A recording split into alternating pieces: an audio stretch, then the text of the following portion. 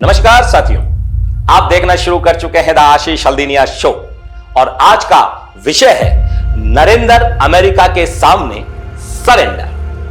Bharatiya Janata party Rahul Gandhi ji के इस बयान पर चिल्ला पाव कर रही है। मैं आज आपको कुछ उदाहरण देना चाहता हूं कि नरेंद्र जी को सरेंडर करने की पुरानी आदत है और वह क्यों है, क्योंकि नरेंद्र का अपना तो कुछ है नहीं और हमेशा तिगड़म की राजनीति करते हैं। भारतीय जनता की भावनाओं का दोहन करते हैं। दोहन से भी उचित शब्द अगर कोई है तो वह शोषण करने का है। तो इसके अलावा नरेंद्र जी को और कुछ आता भी नहीं है। आखिर नरेंद्र दोस्त ट्रंप के आगे सरेंडर क्यों करते हैं? इसके पीछे एक बड़ी कहानी है। बात अभी की नहीं है, बात है द्वितीय विश्व युद्ध के समय।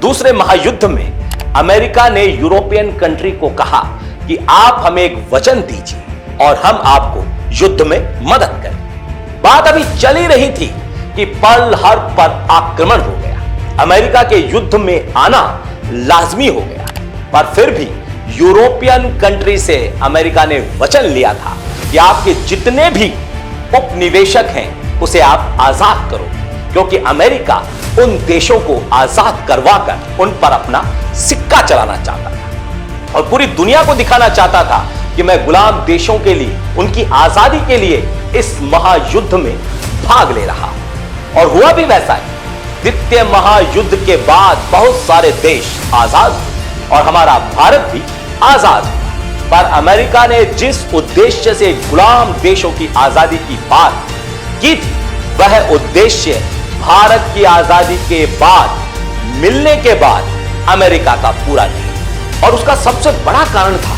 भारत में महात्मा गांधी, पंडित जवाहरलाल नेहरू, सरदार पटेल जैसे नेता जो अपने देश को अपने पैरों पर खड़ा करना चाहते थे, ना कि एक देश की गुलामी से दूसरे देश की गुलामी की ओर बढ़ाकर किसी बड़े देश के पिछलग्गू बनने की थी।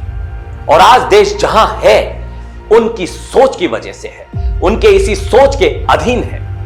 खैर, उस समय अमेरिका की भारत को अपनी कॉलोनी बनाने का सपना पूरा नहीं हुआ, पर अमेरिका ने हर बार भारत को परेशान करने में कोई कसर नहीं छोड़ी। कभी गेहूं की धमकी, कभी 7वें बेड़े की धमकी, कभी पाकिस्तान को आर्थिक मदद या फिर पाकिस्तान को भारत से लड़ने की सलाह और साथ में युद्ध सामग्री भी देना, उनकी मदद करना। पर भारत ना झुका, ना डरा और ना वाजपेयी जी के समय तक भारत झुका था। पर इसकी खींच अमेरिका को हमेशा बनी और भारत को झुकाने व अपनी कॉलोनी बनाने का उनका सपना ना कभी बंद हुआ था और ना कभी बंद वो करे। अमेरिका की वैसे कमजोर लोगों की ढूंढने की कार्रवाई चलती रही, जो भारत का तो हो परंतु गुलामी अमेरिका की करे। और उनकी खोज तब पूरी हुई जब अन्य गुजरातियों की तरह नरेंद्र मोदी का हिंदुस्तान की राजनीति में पदार्पण हुआ। वह मुख्यमंत्री बनने के पहले कितनी बार अमेरिका गए, इसकी अगर जांच हो तो पता चल जाएगा। और अगर इसकी सूक्ष्म तरीके से जांच हो तो उन्हें कहां कहां, किस किस से अमेरिका में ट्रेनिंग मिली, इसका भी पता चल जाएगा। और मुख्यमंत्री बने संभवतः देश का दुर्भाग्य था। और इसके बाद किन परिस्थितियों में जनता के मानसिक अवधारणा का शोषण कर, झूठे सपने दिखाकर नरेंद्र मोदी देश के प्रधानमंत्री बने, इसमें अमेरिका का बहुत बड़ा रोल है। अब आपको वर्ष 2018 की एक महत्वपूर्ण घटना याद दिलाना चाहता हूं। उस वर्ष एनडीटीवी पर एक व्यक्ति का इंटरव्यू प्रसारित हुआ था जो कैम्ब्रिज एनालिटिक्स से संबंधित था। इंटरव्यू में उस व्यक्ति ने स्पष्ट रूप से कहा था कि अमेरिका से एक गुजराती महिला आई थी जिसका उद्देश्य कांग्रेस को धोखा देकर भारतीय जनता पार्टी को चुनाव जिताना था। इंटरव्यू देने वाले व्यक्ति ने उसकी इस मंशा को भांपते हुए उसे तुरंत भगा दिया। ऐसा संदेह है कि इस पूरे षड्यंत्र में तत्कालीन अमेरिकी राष्ट्रपति डोनाल्ड ट्रंप या उनके किसी सहयोगी द्वारा रची गई साजिश थी जो सफल नहीं। ट्रंप का नाम मैं इसलिए ले रहा हूं क्योंकि इस कैम्ब्रिज एनालिटिका ने ट्रंप का भी काम किया था। इंग्लैंड की बढ़ती ताकत, यूरोपियन कंट्री की बढ़ती ताकत को कम करने के लिए संभवतः ट्रंप के कहने पर ही उस व्यक्ति ने इंग्लैंड को यूरोपियन लिंक से निकालकर उसका भी कैंपेन वही किया था। क्या यही कारण नहीं हो सकता कि नरेंद्र मोदी की दुखती रग या उनके द्वारा रचे गए कुचक्र का सूत्र ट्रंप के पास है? अन्यथा शुतुरमुर्ग की तरह ट्रंप का नाम आते ही नरेंद्र मोदी सरेंडर मोदी हो जाते। कभी बैलेट पेपर से चुनाव कराने की बात करता है। अरे उसको क्या पड़ी है हिंदुस्तान में चुनाव बैलेट पेपर से या फिर ईवीएम से?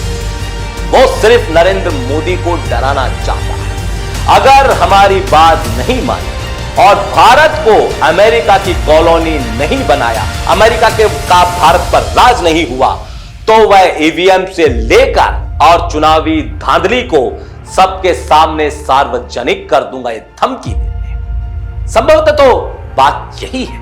विश्व में जो भारत की स्थिति है, जिस दिन भारत आजाद हुआ था उस दिन भी आज से अच्छी स्थिति थी। खैर जाने दीजिए, नरेंद्र मोदी जिस दिन पहली बार भारत के प्रधानमंत्री के रूप में शपथ ले रहे थे, उस दिन पाकिस्तान के सरपरस्त आए, मालदीव के सरपरस्त आए थे, नेपाल के सरपरस्त आए थे, श्रीलंका के सरपरस्त आए थे, 60 देशों के सरपरस्त लोग आए। और वो क्यों आए थे? पुराने रिश्तों के आधार पर वह भारत आए। उनके शपथ ग्रहण समारोह में जो कांग्रेस सरकार ने उन देशों से स्थापित किया और पिछले 11 वर्षों में सरेंडर मोदी ने क्या किया है ये देखिए। पाकिस्तान में जंग जग जाहिर, लंका नाराज बैठा है, मालदीव से क्या स्थिति है, नेपाल से कैसे संबंध है, भूटान से क्या संबंध है, बर्मा से क्या संबंध है, बांग्लादेश से कैसे संबंध। हाँ, उस वक्त शेख हसीना भारत नहीं आई क्योंकि वह जापान के दौरे पर थी, वो पहले से प्रस्तावित था, परंतु वहां के लोकसभा अध्यक्ष जरूर आए थे। और आज कौन है भारत के साथ? भारत के साथ परंपरागत दोस्त भाई रशिया भी नरेंद्र मोदी से खुश नहीं है। चीन की स्थिति कहने लायक नहीं है और इन परिस्थितियों में भी बेशरम सरेंडर मोदी देश को फिर से भावनाओं के जाल में जकड़ने का प्रयास कर रहा है। देश की स्थिति शोचनीय है। वायुसेना का प्रमुख अपनी सेना के लिए संसाधनों की कमी का रोना रो रहा है। सेना में संख्या की कमी है और आज देश की जो स्थिति है, 80 करोड़ लोग सरकारी अन्न के आश्रय जिंदा है। क्या यह सब सरेंडर मोदी ने अमेरिका के कहने पर किया? हम क्यों ना इल्जाम लगाएं? अन्यथा चीन को छोटी लाल आंख दिखाने की हिम्मत पहली बार सरेंडर मोदी ने की। अमेरिका रोज इनकी बेइज्जती कर रहा है, जबरदस्ती हर चीज में अपनी टांग अड़ा रहा है, टांग फंसा रहा है। भारत और पाकिस्तान में सीज फायर का दम भर रहा है।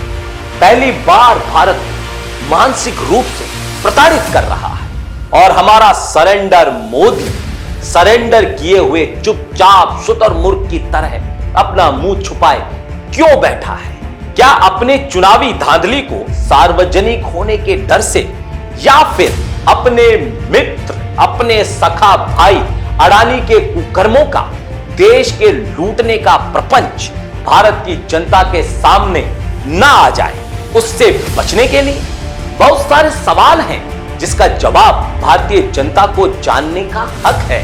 अगर मैं गलत हूं तो अमेरिका को जवाब दे देना चाहिए कि हमारे अंदरूनी मामलों में दखल ना दे, और अगर नहीं जवाब दे रहे हैं तो इसका मतलब है कि हमारे सारे आरोप सही हैं। सोचिए, सोचने योग्य तो है कि हमारे देश का भविष्य है, हमारे बच्चों का भविष्य है, हमारी आने वाली पीढ़ी का भविष्य है। इस सरेंडर मोदी की वजह से हम बर्बाद होते नहीं देख सकते भविष्य में, और ना ही हम बर्बाद होने की संभावनाओं को सोचकर भी जीवित रह सकते हैं। धन्यवाद।